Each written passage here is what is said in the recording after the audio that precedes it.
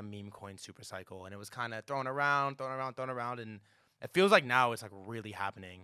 And I think there's no one closer to the front lines of memes than yourself and the Pump Fun team. Like, what is your take on the meme coin super cycle and just how crazy it can get from here? I think one thing that people are missing, people love to put things into buckets, Of course. right? So Yeah, yeah. they love to say that this cycle is the meme coin cycle. This is the last cycle for meme coins. Yeah, You know yeah, what I mean? yeah, yeah. I think crypto from day one was the meme coin super cycle. You know Ooh, what I mean? It's like, that's interesting. I think if you really take a step back, everything is a human construct. Everything is a meme. Whatever. I don't want to get into the the philosophical aspect of it necessarily, but the point that I kind of want to make is people want to speculate and play with cultural with these cultural assets. So you've had NFTs for a very very long time, and people want to create them too, not just because it's exciting and it's fun. No, obviously, they're in. Most people are in it for the money because yeah, you can create something and it can go crazy, right? This is crypto's number one use case from day one has been speculation and it's been permissionless asset creation. Yeah, yeah. Simple. This is what it is. And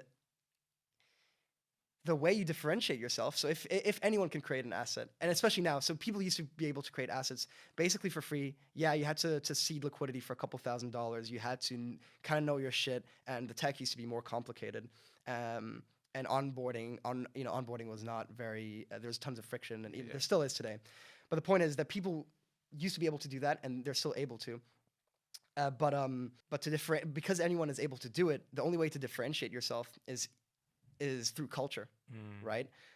Especially when the tech is so complicated and it takes so long to develop these things, right? I feel like people over index on how successful technologies have been in crypto. So they're like, okay, NFTs have failed, therefore crypto is a failure because there are no non-speculative use cases after such a long time. Um, this is, you know, tech takes a really long time to actually play out. And I feel like because anyone is able to create their own asset, it just seems like everything. It kind of seems like everything is a meme from day one because you don't really know how things are going to play out. If you buy into some sort of tech coin or a DeFi coin, you don't know if people are going to be using it in a couple years, and you have all these regulatory issues, so you don't know if it's like going to be tied to this DeFi protocol's revenue or not.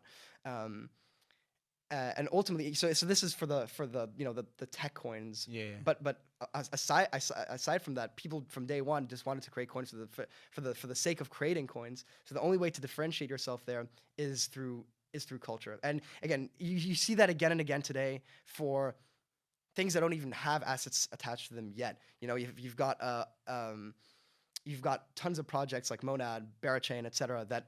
that value culture very heavily because they see that. I mean, you're gonna see like Smokey, for instance, say that too. Like what they're building is a large experiment, right? There's a good chance it's gonna succeed. There's also a chance it's gonna fail. But ultimately, these tech is like one big experiment. So you need to make people believe in it somehow, so that you can get them together and test it out and try it out.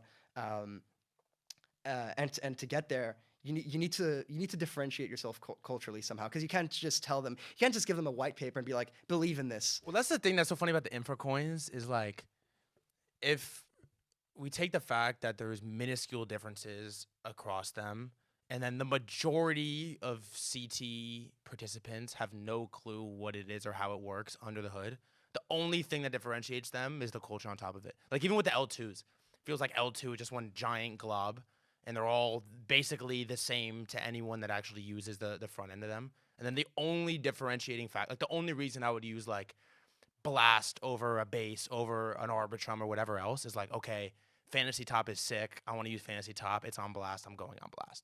Like that's what's interesting to me about the infra debates, where it's like it feels like there's so much negative energy towards like the memes and the culture and putting things in a bucket. Like it's like infra tech coin or it's like culture meme stupid. when in reality, this side of the equation is what makes this side actually interesting and grow users. Yeah, I mean, everything is business at the end of the day. So if you don't get users on it, like at some point, or people talking about it at some point, it's going to fail. So it doesn't matter if your tech is much better than anything else. If people didn't use it, it doesn't matter. And I think a lot of the infra people kind of know that. And I think those that really accept it and appreciate it have done much better than everyone else. I think it's not there's a very big reason why base has seen a lot of success. Obviously, I think I like to use base as an example because it's so obvious. Why do people use base? It's because it's backed by Coinbase, right? Coinbase. It's fucking Coinbase, and you've got, but it's the narrative. It's the narrative behind it. Do they have really sick onboarding for Coinbase users to base right now? No, absolutely not. And are they going to be close to it in the next couple of months? Maybe a bit closer, but it's not. They're not there yet, and they will say that too. Like I'm not taking this. I'm not like throwing shade or anything. This is what they're saying, and it's true. But people use base, and people like go there because there's, well, number one, there's stuff for them to do, but secondly, before there's anything for them to build, why did Dan Romero decide to build Farcaster there, or Frentech? Why did they decide to build on there on day one? There was a really strong narrative that they knew they were going to be able to get users on there because, yeah, Coinbase it's the strong brand. People are attracted to it. Maybe one day it's going to help onboarding flow. They're a big team. Maybe they can help me build. Everything is driven by narratives, and the tech only gets really relevant if you end up really succeeding. So, for instance, if Pump.fun succeeds and there's tons of congestion on Solana, that's obviously not a great thing. In the last couple of months, in the last month or so, I'd argue that hasn't really been much of a challenge, and that proves that Solana is actually good tech because. A few months ago, we've had some issues with congestion, but slowly it's becoming a non-issue, and hopefully with Fire Dancer these things become even less. There's even less friction for users to face, and that actually proves that the tech is good. But that comes later. What comes before is culture, and when you talk about DeFi and these sorts of applications, you also talk about liquidity because liquidity matters so much too. Is there any part of what Pump.fun has added to the space